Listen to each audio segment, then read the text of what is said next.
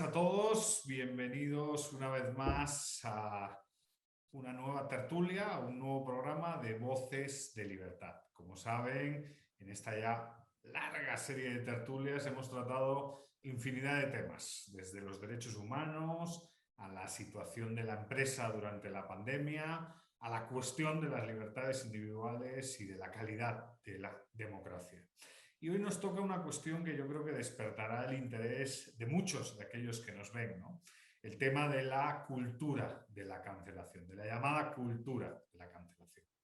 Y como siempre, pues en esta casa contamos con grandes amigos y tertulianos, analistas de primer nivel, ¿no?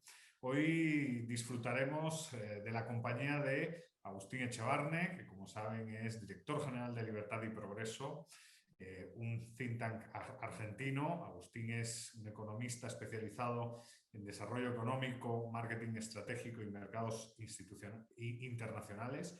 Ha sido profesor en varias universidades, es miembro de la Red Liberal de América Latina y destaca, bueno, su labor divulgativa y de comunicación que se observa, por ejemplo, en libros como La clave es la libertad, el camino de la pobreza a la abundancia. También está con nosotros Sebastián Salazar, economista financiero, trabajó en su momento como periodista y también como presentador de noticias, ahora pues enfocado en la investigación aplicada en mercados de renta variable y renta fija. Obviamente es una persona con amplísima formación de posgrado y bueno, ha disfrutado de estudios pues, en centros como la Universidad de Johns Hopkins, ¿no? Está Ignacio Medina, a quien conozco, gran amigo, emprendedor, comunicador, especialista en criptomonedas. Ignacio es miembro del Instituto Juan de Mariana y durante años ha protagonizado, esto lo tengo que decir, las conferencias sobre liberalismo y cultura popular que recomiendo activamente, están en YouTube, y que daban como el cierre a las universidades de verano organizadas por el Juan de Mariana, ¿no? Es un especialista en cine, series y cultura popular. Y con Leonardo Facco publicó el libro Liberalismo y Cultura Popular, ¿no? En el Instituto Juan de Mariana, a día de hoy, dirige la serie de películas liberales, antes y ahora se llama Pop Libertario, ¿no? Y por último, pues otro grande, ¿no? Una persona que hace que esto sea posible. José Torra, Pepe para los amigos, ¿no? Economista mexicano, coordinador de investigación en Caminos de Libertad, fundación del Grupo Salinas, es coautor del reporte Economic Freedom of North America del Fraser Institute y coautor del reporte Doing Business of North America de la Universidad Estatal de Arizona. Co-host del podcast Libertad aquí y ahora, uno de los podcasts libertarios más descargados en el mundo de habla hispana. Con ellos, pues la idea es, como siempre, disfrutar y aprender a través del diálogo, ¿no? Y la metodología, que siempre la explico a la hora de presentar cada una de las sesiones, pues es muy simple, ¿no? La idea es, yo iré lanzando unas preguntas y la mesa pues responderá cada ronda de preguntas. La idea es que no haya respuestas de más de 5 minutos para que todos puedan participar y el diálogo disfrute de fluidez y de dinamicidad. Y en caso pues superemos los 5 minutos, amablemente les diré, ya que todos somos amigos, por favor, ya llegamos a los 5 minutos, les haré una seña y la idea será pues darle la palabra al resto de colegas. Y la primera pregunta es una pregunta que es una pregunta que yo creo es la pregunta de introducción, ¿no? ¿Cómo hemos llegado a la situación actual, ¿no? ¿Qué explica el nacimiento y desarrollo de esa cultura de la cancelación, ¿no? Que se denomina, ¿no? Y obviamente pues ya veremos si a futuro si eso es deseable o no, ¿no? Si es deseable profundizar en ella o no. Pero esa sería la primera pregunta. ¿Cómo hemos llegado a la situación actual?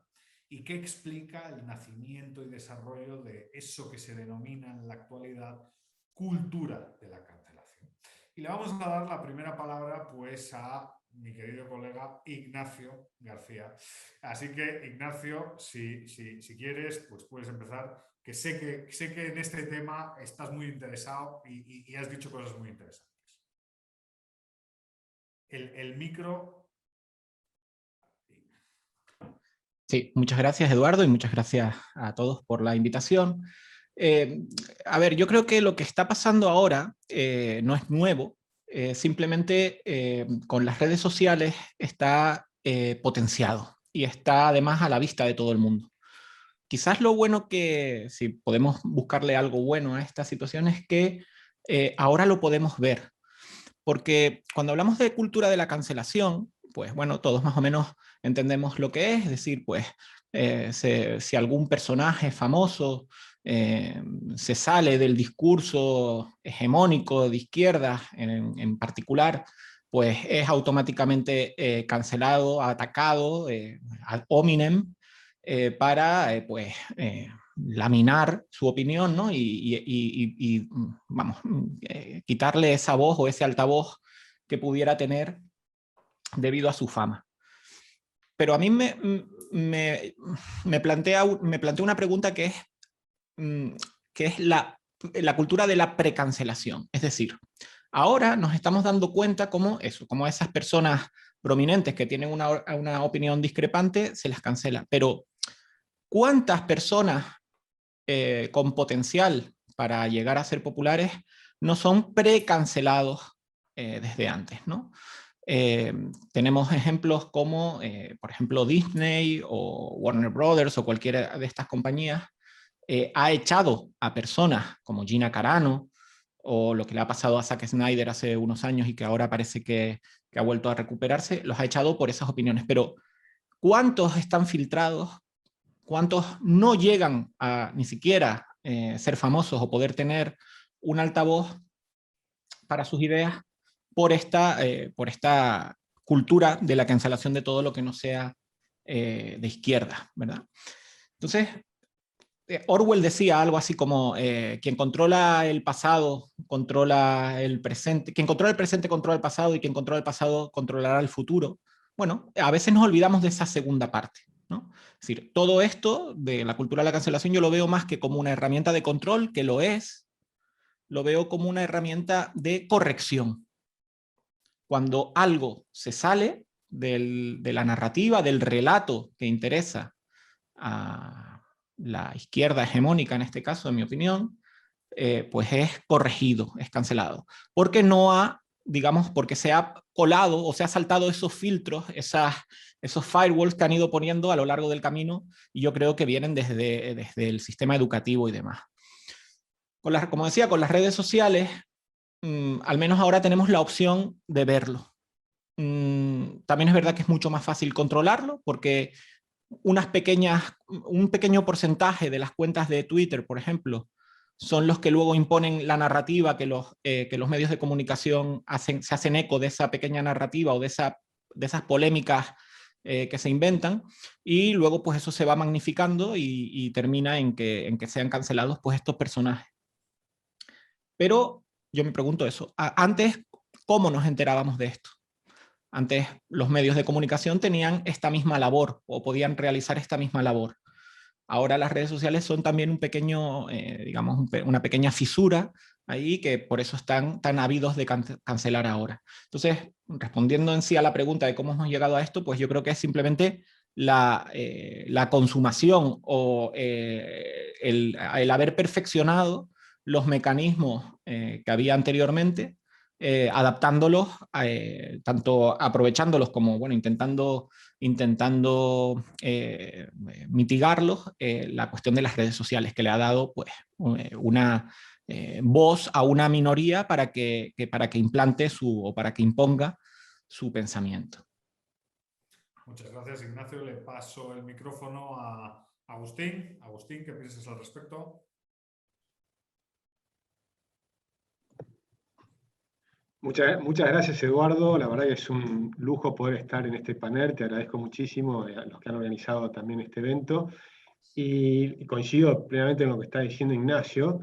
Yo creo que, para ponerlo en contexto, también hubo cancelación de la derecha a la izquierda en alguna época, ¿no? Estaba el macartismo. Es decir, que lo que me parece que, que es interesante rescatar es que es importante el diálogo. Y el diálogo implica que no haya falacias ad hominem contra el que pronuncia una idea que es diferente de las mayorías. Y creo que ahora es cierto que es la izquierda la que está tomando el control, y lo está tomando de una manera enorme. Estoy de acuerdo también con el tema de las redes sociales, que el impacto que tienen las redes sociales es muy grande. Y además, ahora los dueños de las redes sociales están ejerciendo una policía del pensamiento, como la de George Orwell, como mencionaba Ignacio, ¿no? Y a mí me ha pasado personalmente. Hoy existe lo que llaman un shadow ban, o sea, hay una prohibición específica en algunos lugares, y después hay prohibiciones que vos ves que hasta cierto punto venías creciendo muy rápido y de pronto dejás de crecer en seguidores. Y de pronto vos ponías un Instagram Live, en mi caso, y automáticamente tenía 400, 500 personas que estaban mirando. Ahora son 100. Y eso pasó de un día para el otro. ¿Y por qué pasó en mi caso? Bueno, porque fíjense que esta cultura de cancelación va tomando temas, ¿no? Entonces, los temas empezaron probablemente una vez que cae el muro de Berlín y triunfan de alguna manera, de una manera muy contundente, las ideas de la libertad en esa década del 90, y la izquierda se reinventa y empieza a tomar diferentes temas. Entonces se toma el tema del cambio climático. Entonces, si uno habla en contra del pensamiento hegemónico sobre el cambio climático, hay una reacción incluso de enojo de muchas personas, ¿no? No es que simplemente dicen, pará, me parece que estás equivocado, analicemos este punto o aquel argumento, sino que hay una emoción, una bronca, un enojo. Y creo que ahí, y sobre ese enojo después actúan, y viene esa idea de cancelar al que lo está diciendo, ¿no? Entonces, pero ese fue un tema. Después está todo el tema de las ideologías de género, y ahí hay un elemento adicional que hay que agregar. Entonces, para mí hay dos elementos que se han agregado y que tal vez no estaban en el pasado. Uno es el que mencionó Ignacio, de las redes sociales, y ahora estos actores, ¿no? Que actúan a veces en sintonía, Twitter, Facebook, Instagram, y de pronto empiezan a actuar en contra de algunas personas. Por ejemplo, en Libertad y Progreso, un día en Twitter nos cancelaron todos los seguidores, el 100%. Y de pronto sumábamos 500 seguidores nuevos y se cancelaban a cero de nuevo, a cero de nuevo. Tuvimos que hacer, ellos dicen que es un error, ni siquiera nos respondieron, esa es la verdad. Algunas personas dicen que debe haber sido un error de los algoritmos. Sí, sí, alguien maneja los algoritmos, ¿no? Entonces, y cuando uno empieza a mirar que esto le ha ocurrido a muchas personas que tienen pensamiento liberal, entonces empezar a decir, pará, acá hay algo más.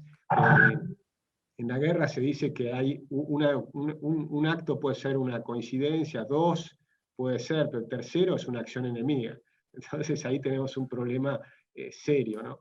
Y en el caso mío ocurrió fuertemente a partir del año pasado con esta nueva emergencia sanitaria. Y en la emergencia sanitaria nuevamente nació o se pone en efecto toda esta cultura de la cancelación. Uno no puede discutir abiertamente y libremente sobre cómo se están midiendo las cuestiones, sobre cómo se toman el índice de mortalidad que todos los diarios promueven en cada lugar, en cada ciudad, en cada país, y agrandando de alguna manera el numerador, porque están tomando a test que son inespecíficos y toman una cantidad de gente como si tuviera COVID, cuando en realidad tal vez tienen COVID, que no es lo mismo, y la cantidad de muertos, no todos fueron por COVID, pero a todos le ponen que es por COVID, en realidad fueron por enfermedades respiratorias y demás. Por eso, por ejemplo, la cantidad de muertos por gripe bajó al 90% en muchos países. ¿Cómo puede ser? Algo pasó raro, ¿no? Están tomando, en COVID engloba muchas otras cosas. Bueno, pero decir estas cosas o cuestionar o dudar o simplemente plantear preguntas no está permitido. Y entonces te cancelan. Por ejemplo, a mí me invitaban a 10 canales de televisión. Pongo mi caso no para tomar mi caso, sino porque lo viví, entonces me parece interesante contarlo con experiencias propias, ¿no? Pero a mí me invitaban 10 veces por semana a la televisión y me bajaron a cero. A cero. Simplemente porque estaba en contra de la cuarentena eterna que tuvo la Argentina. Y a partir de ahí empezaron después a haber cuestiones. Y lo hemos visto con personas, por supuesto, mucho más importantes. Lo que estoy mostrando es, esto pasa desde Trump hasta una persona desconocida en el sur del continente, digamos. Es decir, que es impresionante cómo estas redes y esta organización que tiene la izquierda realmente está teniendo un impacto importante en este tema. Muchas gracias, Agustín. Le trasladamos el micro a José Torra. José. Mira, tanto tiempo y se me había olvidado prender el micrófono. Bien, a ver, atendiendo a la pregunta, el nacimiento de la cultura de la cancelación viene, digo, lo describe bien Jonathan Haidt, el psicólogo, cuando habla del safetyism, ¿no? Hemos creado, o se ha creado en el espíritu de los tiempos pues un espacio en el que la gente tiene miedo a ser lastimada en lo emocional. Entonces, todo lo que les resulta incómodo son cosas que van a estar combatiendo y activamente buscar deshacerse de todo lo que les pudiera asustar, ¿no? Empezaron con los safe places en las universidades y con toda esta cuestión del trigger warning, y que si ibas a hablar de eventos traumáticos o de situaciones que pudieran a alguien desatarle un episodio de estrés postraumático, real o falso, pero había que advertir, ¿no? Uno lo ve ya en la gran mayoría de los programas de, pues no de televisión, pero sí en la mayoría de los canales de YouTube, o incluso en algunos programas de Netflix o de alguna de estas cadenas, pues que te dan una advertencia, ¿no? Trigger warning, lo siguiente puede contener ciertas imágenes o cierto diálogo que podría a usted desencadenarle un episodio o sea, podría herir su sensibilidad, ¿no? Que antes se atendía con el simple viewer discretion is advised, ¿no? Y era todo lo que veíamos. Hoy vemos sí, un agravamiento en este asunto. Mucha más gente está preocupada por mantener a la gente dentro de una burbuja en la que nada la hiera. Y esto hay una cuestión importante que es de quién viene. Porque mencionaba Agustín que, bueno, la comparación con el macartismo, y yo creo que es una comparación un poco injusta de la cultura de la cancelación, porque al final quienes han encabezado esto son la propia sociedad civil y las empresas. Los gobiernos en algunos países, es cierto, Argentina tiene un severo problema con eso, y entiendo perfectamente de dónde viene, pero el propio gobierno, bueno, los propios gobiernos de muchos países no han caído todavía en este juego, y son las empresas que, sirviendo a su mercado, que en este momento el mercado ruidoso es el de izquierda, el que exige que las cosas sean de una manera o de otra, aunque no necesariamente todas las cancelaciones han tenido el origen en cuestiones de izquierda, ¿no? Pensando, me hice una lista de todas las celebridades que han sido canceladas viniendo para acá, y una de las que más me sorprendió es Ellen DeGeneres, esta conductora de talk shows conocida y famosa por ser, sí, muy carismática, pero también por ser lesbiana, ¿no? La cancelaron, perdió 1 millón de televidentes o de internetvidentes, si es que eso es una palabra, porque resulta que maltrata a sus empleados. No tenía nada que ver con que no correspondiera con el canon de izquierda, pues claramente ella es el vivo, la incorporación de la causa LGBTI, pero al final cancelada por no comportarse como una buena persona, ¿no? Por otro lado, y digo, ya lo iremos hablando, pero creo que hay que distinguir entre la cultura de la cancelación como este fenómeno social que se está dando, bueno o malo, que ha tenido notas positivas, y al rato tal vez en otra de las intervenciones pueda hablarles de alguna, pero pues hay que distinguirlo de esta cultura terrible de censura que se ha estado moviendo y que ya hemos discutido en otros programas de Voces, pero es un problema que yo creo que es distinto cuando de pronto las plataformas deciden que toda la información que contradiga las versiones oficiales sobre el COVID va a ser borrada. Yo no sé si estamos hablando de cultura de cancelación o estamos hablando de pura y dura censura, ¿no? Mira, eso hasta qué bonito, pura y dura censura. Pero bueno, volviendo, ya que me quedan como 10 segundos para concluir, pues creo que sí hay una cuestión, creo que la cultura de la cancelación viene de esta hipersensibilidad, pero creo que a los liberales o a los defensores de la libertad nos está pegando una enfermedad que he decidido llamar el SIDI. Es el síndrome de inmunodeficiencia intelectual. Creemos que nos tenemos que defender, que tenemos que reaccionar como un sistema inmune ante cosas que no necesariamente son una amenaza, y nos están bajando la guardia en cosas que sí son una amenaza. Bueno, pues muchas gracias. Y le traslado, para cerrar esta ronda, el micrófono a Sebastián. Sebastián, gracias por ser parte de la mesa y por animarte a participar. Gracias, Edu. Gracias a todos y gracias a mis contertulios por la invitación. La verdad que ha sido bastante interesante escuchar a todos ustedes, además de perspectivas muy distintas. Todos, gente que ha vivido, yo nunca he vivido la cancelación, por suerte, pero sí me parece, cuando escuché y cuando me invitaron, dije, lo primero que se me ocurrió, no sé si se acuerdan, es exactamente lo que le ocurrió al magnate de diarios en The Fountainhead, en el manantial, hacia el final, que él pensaba que tenía todo el poder y al final no, resulta que lo tenía este señor Ellsworth Toohey, me parece que era el nombre, que manejó, digamos, a toda la cultura y tenía digamos, el superávit cultural y logró, pues, de alguna forma obligar a este magnate de medios a hacer lo que él quería o a seguir sus opiniones, ¿no? Que en ese momento era socialista, digamos, pero más allá de eso, me refiero al hecho de que no es algo nuevo, es algo que se había venido y como bien han dicho todos, creo que es algo que se tiene que tomar, que se tiene que separar muy claramente, ¿no? Porque me parece, hacía alusión Pepe a esto, de la cultura de cancelación hemos tenido situaciones como la de Kevin Spacey, ¿cierto? Como la de todos estos magnates que al final, por la presión social, se logró sacar cosas que venían de una cosa real, que era un abuso real, y es distinto de lo que ocurre a veces, que tiene que ver más con la corrección política, que tiene que ver con precancelar, digamos, robándome un poco de los términos de Ignacio, precancelar a las personas que pueden ser sinceramente distintas a un discurso que puede ser de gobierno, en el caso del COVID. Yo, por ejemplo, una de las profesoras de Johns Hopkins, donde estudiaba, hizo una presentación sobre el número de muertes, justamente, Agustín, de Estados Unidos, según lo reportaba el CDC, y no pasó ni un día, y bajaron la presentación. Y luego, ante la presión contraria, tuvieron que subir la presentación nuevamente, porque no coincidía exactamente con el discurso oficial.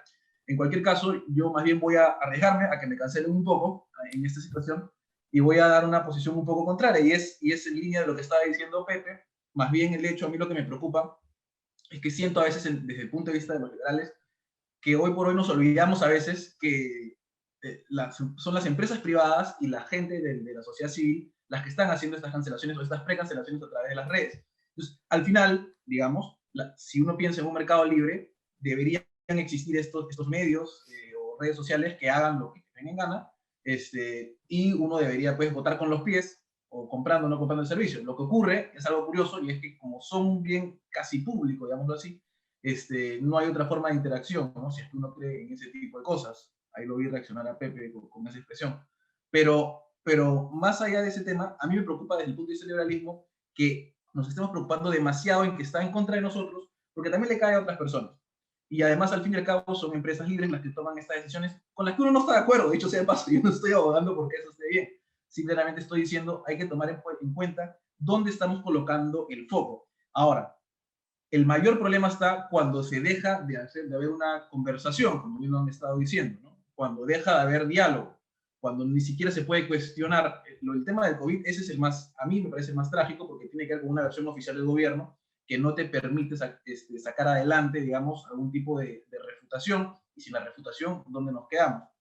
Ahora bien, creo que a esto se suma el hecho de que las redes sociales potencian esto de una forma que digamos, es trágica, porque a veces es un porcentaje bien pequeño de personas en una red social, que son miles de millones, que como son los que más bulla tienen y los que más hacen, y porque hay justamente una estrella por un lado y otra estrella por otro lado, se magnifican de una forma que antes no se hacían, haciendo referencia, creo que Ignacio hizo referencia a los medios de antes, porque antes, aunque sean los medios, en teoría al menos, procesaban la información, editaban, veían qué cosa merecía o no merecía, entre comillas, ir para adelante, o no. Y en ese sentido, digamos, creo que se ha perdido eso, y como no hay filtro, se vuelve una especie de ruido que al final afecta a los que no hemos controlado la narrativa, que son, digamos, los liberales. Siempre, ¿no? Ni siquiera izquierda, derecha, sino los liberales quedan casi siempre, lo sabemos. Al final, a Eduardo lo veo con un poco de preocupación, no sé si estoy bien de tiempo o no. No, todavía tienes 20 segundos. Okay, lo que pasa es que como no lo estoy midiendo yo, no estoy muy seguro de cuánto tiempo me queda. En ese caso, igualito, en cualquier caso, me refiero principalmente a que hay que poder distinguir claramente a qué nos referimos con cultura de cancelación. Si es voluntariamente gente que dice, no me gusta comprar tal marca o tal otra marca de gaseosa, y están en contra de las prácticas, en realidad, bienvenido sea. es una persona civil, es que no le gustan las prácticas, y al final eso se va a ajustar de alguna forma en el mercado. El problema está, creo yo, en lo que resaltó Agustín y como distinguía Pepe, en la cuestión de la versión oficial que no puede ser refutada por un gobierno, porque además al final el gobierno pues no puede meterse de esa manera en las opiniones de las personas, y me parece mal que las empresas, porque al final lo hacen por esto, para que no las baneen o para que no las saquen de donde están o las regulen más, ceden a una presión gubernamental, ¿no? Que es, regresando un poco y con esto acabo, lo que ocurrió en el caso pues, del manantial, el caso, el ejemplo que cité. Muy bien, pues la verdad es que muy interesante la primera ronda. Claro, con base en un poco las distintas opiniones que se han puesto sobre la mesa, me viene a la mente un poco la conversación de la semana pasada. La semana pasada hablamos sobre género, feminismo, y había una pregunta que era la tiranía de la corrección política, ¿no? ¿A dónde nos lleva esto, ¿no? Porque quizás sí hay una tiranía de la corrección política y aquí hay una reflexión problemática para el liberalismo. A lo mejor la comunidad es tiránica. ¿Tenemos que respetar a una comunidad tiránica? Aunque no sea a través de la norma del Estado ni a través de la imposición del Estado. La pregunta es, ¿a dónde nos lleva esta cultura de la cancelación, ¿no? ¿A dónde nos lleva una sociedad que, como decía José Torra, pues está victimizándose por una, digamos, emocionalidad descontrolada, ¿no? Todo es ofensivo, ¿no? Uno de los potenciales caminos puede ser una tribalización del grupo social y pequeños tribus y pequeños guetos de opinión comunitaria, ¿no? ¿Eso es bueno para la gran sociedad? ¿Eso es un ejemplo de sociedad abierta? Venga por una política pública o venga al margen de las políticas públicas y sea pues, a través de las empresas o tal. ¿Qué piensan al respecto, ¿no? Y le paso la palabra a José Torra. ¿Qué piensas, José? ¿A dónde nos lleva todo esto? Porque a lo mejor donde nos lleva no nos gusta, ¿no? Que ahí es una cuestión importante. Yo anoté un par de citas porque tengo una cita aquí de una cantante, Demi Lovato, que era actriz también de Disney y esto. Dice, he sido cancelada tantas veces que ni siquiera puedo contarlas, ¿no? Y entonces me puse dentro de toda esta, haciendo un poco de research sobre todo lo que ha pasado con la cultura de la cancelación, me doy cuenta que la cultura de la cancelación es como vender playeras, polos del Che Guevara. O sea, es algo que en sí mismo es una actividad que responde a la función empresarial, pero que el mensaje que trae detrás es dañino y es riesgoso. Eso sí, no hay que olvidarlo. Porque cuando uno lo ve, la cancelación por parte de empresas, a mí me parece un acto de compra de buena voluntad, por un lado con el público, menos dañino, y por otro lado con el gobierno, que eso es muy, muy dañino, que es exactamente lo que exponía Agustín, que cuando de pronto Twitter quiere comprar buena voluntad con el gobierno y borran a Trump y borran a todas las voces que se oponen a las medidas de Fernández o de López Obrador en la respuesta al COVID, pues es una cuestión terrible. Y es una cuestión que es totalmente digna de denuncia, pero que responde a digamos, otra cuestión de organización. Cuando esto se trata con el público, me di cuenta de una cosa, nunca han cancelado nada que les produzca dinero. Porque cancelaron a Gina Carano, pero Gina Carano ya de entrada era un personaje que estaba en el Mandalorian por cuota. Querían tener a una mujer fuerte, un personaje como mujer fuerte, y entonces escogieron a esta luchadora de la UFC, y resulta que pues ella era, según ellos, de derecha, y entonces algo que habían puesto ahí por llenar una cuota, un espacio, de ganar buena voluntad, pues ya no les gustó, la cortan, pero en realidad pues todos sabemos que la única razón de existir de Star Wars es vender juguetes desde que existió, y el Mandalorian se trata de vender Baby Yoda. O sea, eso es lo que vende el Mandalorian. Si mañana Baby Yoda saliera y diera comentarios homófobos, no lo cancelarían. Y por otro lado, Pepe Le Pew. Yo le quisiera a los escuchas, a los que nos están viendo, que hicieran un ejercicio de antes de la cancelación de Pepe Le Pew, ¿cuándo fue la última vez que pensaron en él? ¿No? Probablemente nunca en los 10 años pasados. supuestamente porque es un abusador sexual, es una caricatura, pero peores cosas ha hecho Bugs Bunny de anticorrección política. O sea, ha salido en blackface, ha acosado mujeres, ha utilizado armas, cosas que hoy cancelan a muchas personas por hablar de eso, pero Bugs Bunny es el personaje que vende y Pepe Le Pew no importa. Entonces, pues lo que están haciendo es a costo muy bajo, comprar un montón de buena voluntad con el público, y el público en este ánimo pues tiende a creerles, ¿no? Pero bueno, igual ahí están los casos de Ellen DeGeneres, de J.K. Rowling, de Chris Pratt, que los intentaron a los tres, a J.K. Rowling y a Chris Pratt por transfóbicos y homofóbicos, y como son gente tan popular, al final no pasa de que dijeron, vamos a cancelarlos. Se conservaron todos sus contratos, siguen haciendo programas, y probablemente Harry Potter siga siendo la serie de libros y películas más vendida de la historia. El caso contrario, Amber Heard o Marilyn Manson, inmediatamente cancelados y los borraron de todo. Pero yo les digo, es 2021. ¿Quién es Marilyn Manson en 2021? ¿No? Fue a 1999, sería un escándalo. Pero hoy cancelar a Marilyn Manson es exactamente comprar buena voluntad a cero costo. Ahora, hay una cuestión muy importante con la que quiero cerrar esta, que es la cuestión del boicot. Porque por muchos años muchos libertarios han manejado el ostracismo como una forma de resistencia pacífica, ¿no? Y tan solo ayer hubo un caso de cancelación que a mí me parece que es para los libros y para registrarlo cómo se puede hacer bien. Reddit, la página de internet, la red social, contrató antier a Amy Challoner, que es esta mujer trans que es política en Gran Bretaña y que tiene nexos con 2 casos comprobados de abusos sexuales a niños. Uno es su padre, otro es su esposo.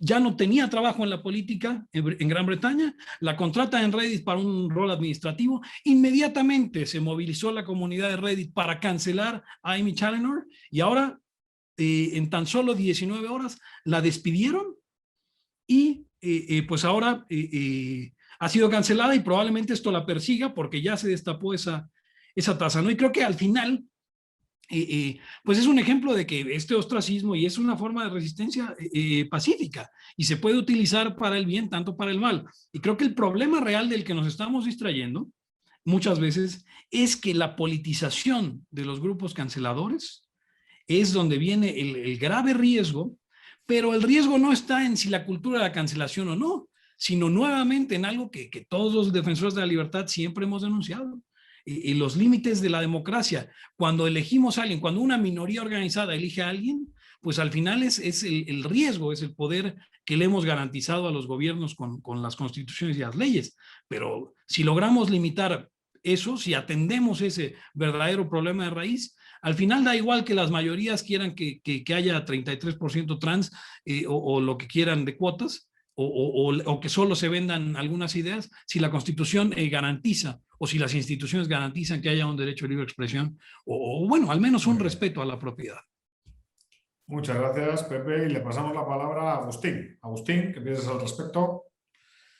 No, está muy bueno lo que dice Pepe, y es un desafío. Yo creo que está en este vínculo, ¿no?, entre lo que es la cultura, y también sería interesante ver desde dónde viene, y yo creo que el origen viene probablemente desde la educación básica.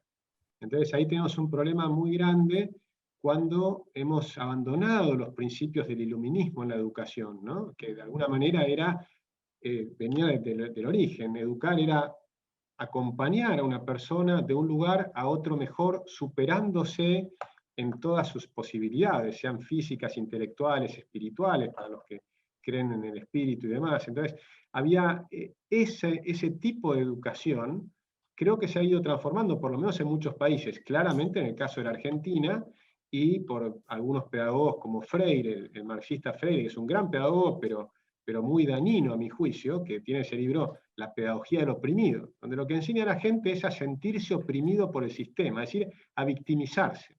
Y ahí en esa victimización es donde después surge una emoción que es la bronca, que pone en movimiento la lucha de clases, dicen ellos, ¿no? Bueno, pero todo eso metido desde que son muy chiquititos, ahora amplificado, y acá quería agregar algo que no me alcanzó el tiempo en la primera intervención, que es ya no solo el Estado, los Estados-nación, sino los Estados supranacionales. Y ahí aparecen el BID, el Banco Mundial, la ONU y demás, impulsando algunas ideologías. Por ejemplo, claramente la ideología de género, ¿no? Financian, por ejemplo, al Banco Central Argentino, pero les ponen en las condiciones del financiamiento que tienen que poner la ideología de género. Por ejemplo, que en los directorios de las empresas que cotizan en bolsa, esto no era en el Banco Central, sino era en la Comisión Nacional de Valores, el equivalente a la SEC de Estados Unidos, ¿no? Que tienen que hacer una inversión para cambiar todos los estatutos y demás, y reglas y normas, para que haya igualdad de género en los directorios de las empresas privadas. ¿Sí? Entonces, fíjense cómo se van entrelazando la cultura de la cancelación con las políticas públicas nacionales y también con una potencia supranacional, y tiene mucho que ver también con lo del COVID, cuando miramos lo que pasó con la Organización Mundial de la Salud, que nuevamente es una entidad supranacional que ha impuesto una forma de ver ese tema en una gran parte del mundo, ¿no? Con lo cual ahí creo que se van entrelazando varias cosas, que está bueno ir mirando en detalle cada una, posiblemente no tenemos tiempo, pero la interrelación de todas estas cuestiones es lo que es preocupante. Y lo que decía Pepe, que hubiera sido genial, es que las constituciones se hubiesen limitado esto, pero no alcanzaron. Los sistemas institucionales que debieron contener al Leviatán no funcionaron. O sea, funcionaron durante un tiempo, durante bastante tiempo, pero ahora claramente no están funcionando. Por ejemplo, no contuvieron el gasto público, que no para de crecer, crecer, crecer y avanzar, y el Estado empieza a aplastar a las familias. Cada vez más se va apropiando de muchos roles que tenían las familias, entre ellos la educación, y después está todo el papel también que hay que agregar también de los sindicatos. Y los sindicatos infiltrados también por una cantidad de gente de izquierda, en el tema de los sindicatos de la educación me refiero, ¿no? Pero cuando uno mira todo esto en conjunto, empieza a ser un sistema bastante, bastante opresivo. Por supuesto, se genera también la contrarreacción. Y esa contrarreacción tampoco, y a veces es muy positiva y otras no. Aparecen los populistas de derecha, ¿no? Donde puede haber el que contesta mal y casi que empieza a hacer a propósito políticamente incorrecto, y eso le suma votos, porque hay una enorme cantidad de gente que está harta de esta cultura de la cancelación. Con lo cual, en el fondo, están provocando una grieta que hace que, al evitarse el diálogo, entonces empiezan a separar las personas en esos campos tribales, como estabas bien, Eduardo, mencionando, ¿no? O sea que yo creo que sí, creo que es muy nocivo y que hay que volver a esa cultura del diálogo y a esa cultura de la educación, de la educación del iluminismo, donde uno lo que le enseñaba, o lo que pretendía enseñar, era a que cada persona analice una cuestión desde todos los puntos de vista posibles, y que los estudiantes, los alumnos,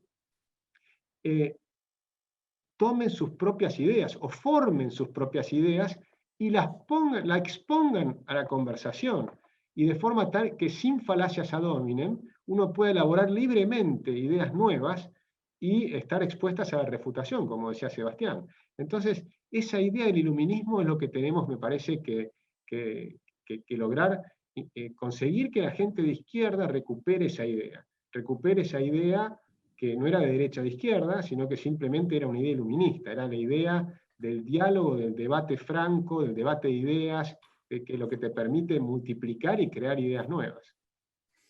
Muchas gracias, Agustín. Más pluralismo berliniano y menos tribalismo, ¿no? Le paso el micrófono a Sebastián. Sebastián, ¿qué piensas al respecto? Sí, muchas gracias.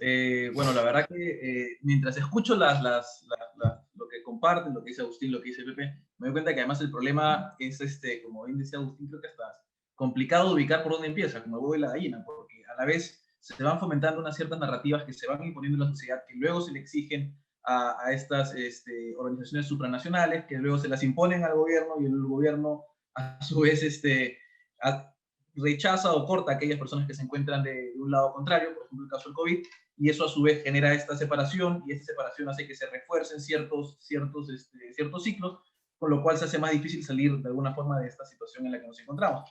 Ahora, lo que me pareció bastante interesante es la idea de pensar en reforzar la educación.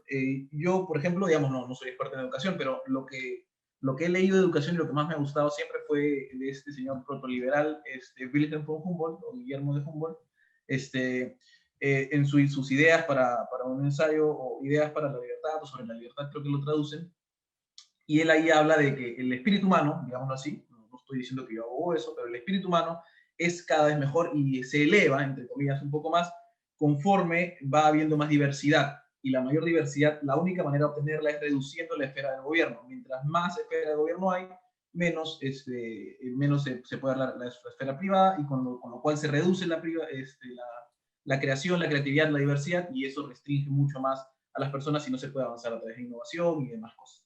En ese sentido, creo que el punto, tal vez, por donde se podría empezar y por donde se ve un problema, es cuando en el sistema educativo ni siquiera hay competencia realmente, ¿no? Tal vez haya varios colegios distintos, tal vez haya colegios públicos, pero, y me parece que si tenemos a alguien acá, Juan de Mariana, Juan Ramón Rayo alguna vez decía que ni siquiera se puede competir, creo, en alternativas de currícula.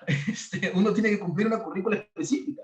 Entonces, con ciertos libros de texto, y los tienes que llevar sí o sí, con exámenes, y supongo que esto ya depende de cada país, pero con exámenes, digamos, estandarizados, más o menos, ¿no? Y eso afecta a que, bueno, tal vez a lo mejor, por ejemplo, yo diría, hoy por hoy, estudios superiores universitarios de 5 años, 6 años, la verdad no tienen tanto sentido si es que, como las cosas son más modulares, ¿no? Desde un punto de vista, digamos, empresarial, diría yo.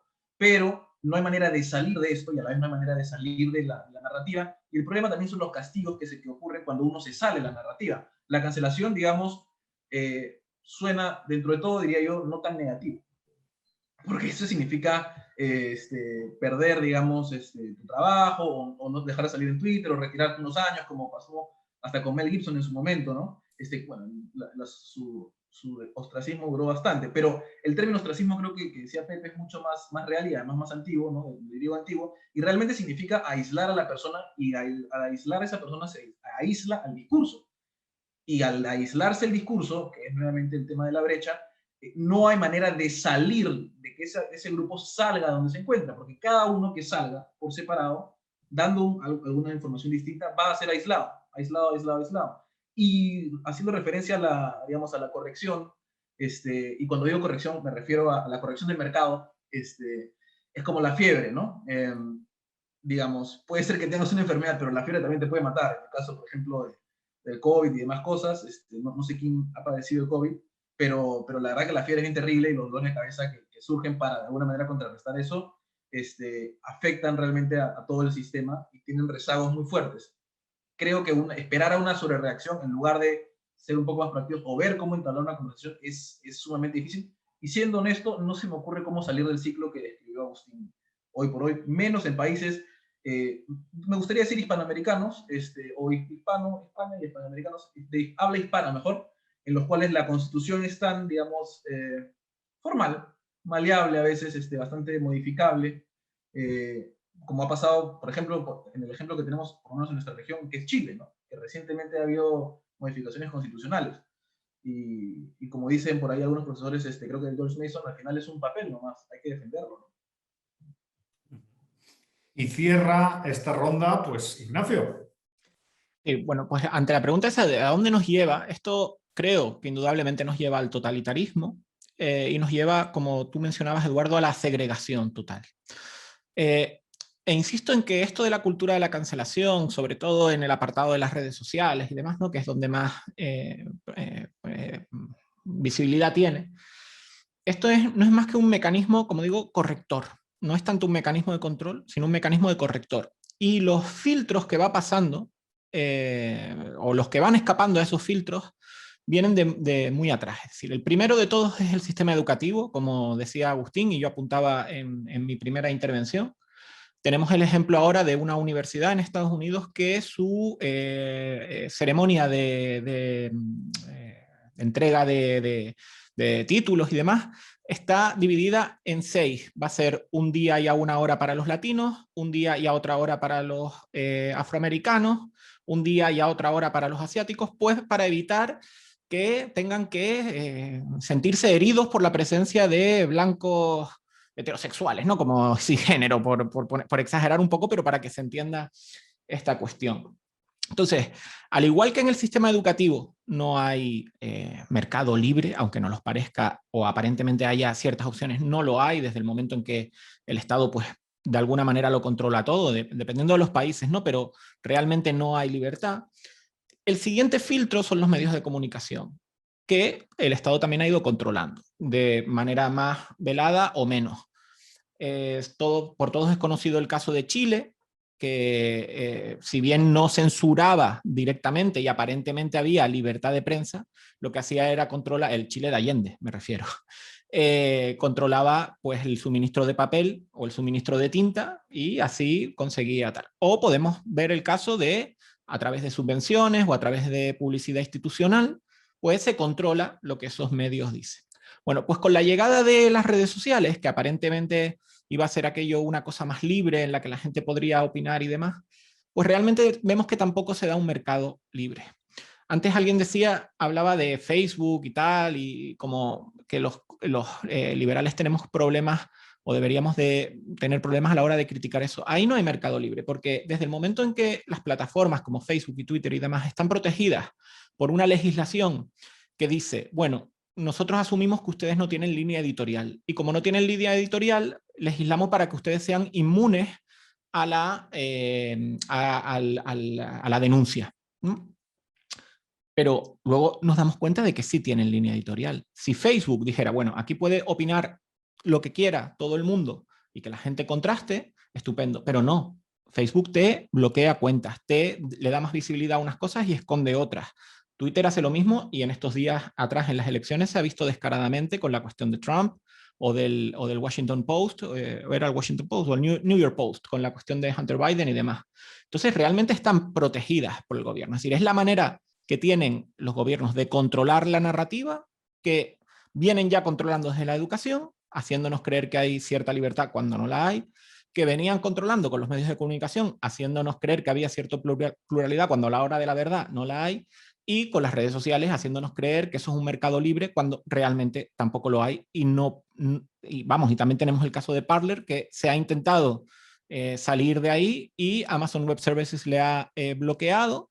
Y ahora han cambiado de CEO y probablemente habrán dicho, pues bueno, vamos a cumplir con lo que ustedes digan, y entonces ahora graciosamente han dejado que Parler vuelva a funcionar, pero siempre y cuando metan estos mecanismos, ¿no?, de censura y demás. Entonces, al final esto lo que nos lleva es al totalitarismo, porque todos los posibles filtros los están poniendo. Y cualquiera que se salga de por ahí, pues ellos ya tienen los mecanismos para cercenarlo por completo, cualquier otra opinión. Muchas gracias, Ignacio. Bueno, como siempre aquí, porque esto siempre nos pasa, y esto es bueno que nos pase y nos siga pasando. Nos quedan 7 minutos, esto sin querer, esto vamos hablando y tal, y el tiempo discurre. Y como última reflexión, claro, se ha sacado el tema de la educación por Ignacio, por Agustín, la recuperación de una cultura, digamos, ilustrada que habilite canales de diálogo, la defensa del pluralismo. Pero como liberales, ante el debate de la cultura de la cancelación, como personas que hemos dedicado parte de nuestra vida a defender pues, la estructura de derechos y libertades de las personas, la división de poderes, la riqueza que da la pluralidad de ideas en un entorno social. ¿Qué agenda tenemos frente a esto, ¿no? Porque la cuestión es que nos estamos tribalizando y segregando, esa es la realidad. La realidad es que estamos como profundizando en la segregación, ¿no? Y estamos eliminando los vasos comunicantes que nos hacían discutir, como las ágoras de discusión, ¿no? Yo honestamente, y esto es una opinión personal, cuando entro en Twitter alucino con la violencia y con la tribalización que hay. Ahí hay de todo menos debate. Y en caso haya debate, el debate forzosamente será de baja calidad. Los 140 caracteres no es debate, ¿no? O sea, eso. Entonces, como liberales, ¿qué pensáis que tenemos que hacer? ¿Qué agenda ante este problema podríamos, digamos, coordinar entre todos para en nuestras distintas realidades nacionales articular una opinión ante este problema, ¿no? Y le paso la palabra a Sebastián. Sebastián, ¿qué piensas al respecto? Bueno, gracias por darme la palabra. Como nos queda poco tiempo, yo creo que lo único que propuesta que se podría hacer es una defensa irrestricta de la libertad de expresión. O sea, y cuando digo irrestricta me refiero completamente irrestricta, ni siquiera socavar ese principio con ideas como que no se pueda decir cosas no discriminatorias o no gritar fuego en un teatro, que es la clásica, ¿no? No, creo que a menos de que se defienda el principio a fondo, siempre se termina socavando de una u otra vez. Poco a poco se va reduciendo ese nivel de libertad de expresión que uno tiene, y sin libertad de expresión realmente no hay cómo debatir libremente y con cosas opuestas. Así que si a mí se me ocurre algo, sería defender eso a capa y espada y completamente radical. Muy bien, muchas gracias. José, estimadísimo Pepe, ¿qué piensas al respecto? A ver, yo creo que primero que nada hay una cuestión aquí que el liberalismo debemos ya verlo como esta actitud ante ante el conocimiento, ¿no? O sea, el temperamento humilde, como decía Agustín, no caer en el ad hominem, caer en reconocer que no se conoce la última verdad y que por lo tanto debemos ser los defensores del diálogo, los defensores de la discusión abierta. Y luego creo que nos estamos concentrando demasiado en nuestras caricaturas de la infancia, lo digo sí de forma un poco bromista, pero a la hora de defender a los cancelados estamos asumiendo posturas que no nos representan. Y algunos liberales han llegado a tener que defender gente terrible por ir en contra de la cultura de la cancelación. Estoy de acuerdo con Ignacio, una dictadura de ideas nos puede llevar y nos va a llevar al totalitarismo, pero entonces nuestra defensa debe concentrarse en eso, ¿no? En esa apertura del diálogo, en esa discusión que caracteriza al temperamento liberal, y principalmente en hacerle entender a la gente que aunque son empresas privadas, por el tamaño de mercado, hoy Facebook, Twitter y demás redes deben ser considerados como una extensión del ágora, como una extensión de la plaza pública, y que si surgieran controversias de ahí y que si surgieran problemas, esas tendrían que ser atendidas en cortes reales, ¿no? Pero que no le corresponde a una empresa juzgar o dirigir qué idea es válida y qué idea no es válida. Así sea una empresa privada, porque por el tamaño del jugador, pues sí estamos ante un caso especial, y no estoy hablando de regulación, estoy hablando de permitir una libertad de expresión y de mantenernos de acuerdo al Estado de Derecho, ¿no? Tampoco es como que se puedan usar estas redes para convocar a matanzas, pero de eso a que ellos decidan qué se puede hablar y qué no se puede hablar, es una cosa.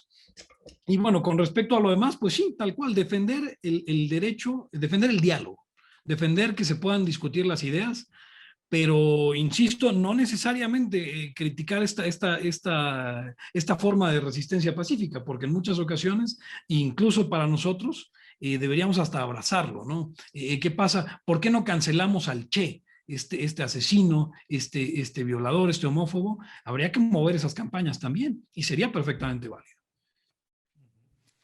Bueno, le pasamos la palabra a Ignacio. ¿Qué piensas? Así, pensamientos finales. Yo voy a poner un poco la nota discrepante en esto. Los liberales a veces como que nos basamos en este refrán de que dos no se pelean si uno no quiere, y yo creo que no. Yo creo que es que dos no dialogan si uno no quiere, y los otros no quieren pelear, no quieren dialogar, perdón. Lo que nos están es atacando. Entonces tenemos que defendernos, tenemos que luchar, tenemos que ser violentos, me refiero violentos discursivamente.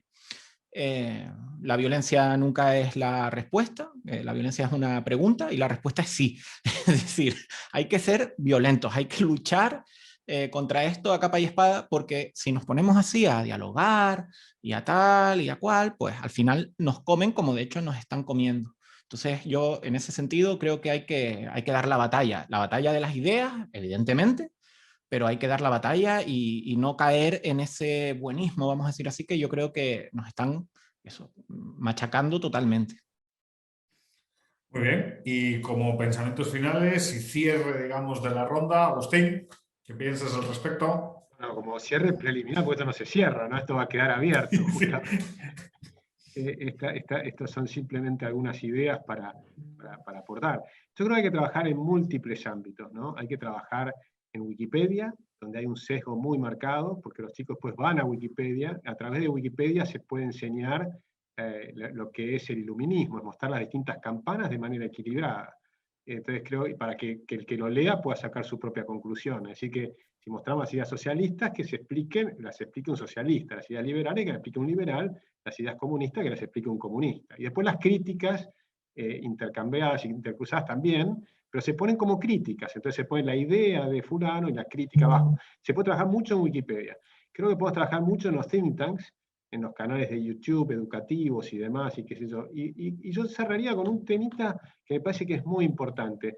Yo, por ejemplo, en mi Twitter, hice un análisis que, por supuesto, es limitado, porque son solamente mis seguidores, pero que he visto que hay un porcentaje muy pequeño, que son los que realmente insultan y castigan al otro y demás. Y yo los bloqueo. En mi caso personal, yo los bloqueo por insultar. Y lo digo, bloqueo a fulano porque esto es un insulto y explico, es una falacia ad hominem y a mí me interesa el diálogo. Ahora, cuando uno mira a cuántos bloqueé, es al 0,1%. Es decir, que 99,9% de las personas no insultan. Entonces, hay un pequeño porcentaje, probablemente ese número sea diferente si uno hace un análisis más, mejor hecho. Lo mío fue muy de práctica, casero. Pero si uno hiciera un análisis, yo estoy convencido que el número va a ser muy parecido o muy pequeño de los que realmente hacen mucho ruido. Es un pequeño número que hace mucho ruido. Con lo cual podemos fomentar el diálogo con todos los demás.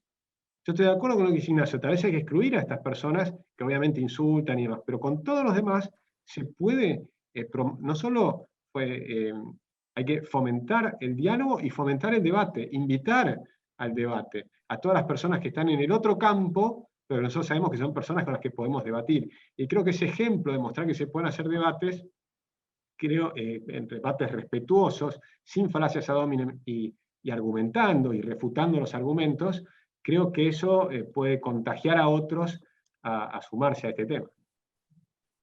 Muy bien, pues como siempre, muchas gracias. La verdad es que en estos ejercicios de diálogo se aprende muchísimo, aprendemos unos de otros y creo que este programa ha sido una muestra más de eso. Y por mi parte nada más, agradecerles su participación, su tiempo para ser parte de este proyecto de Voces de Libertad.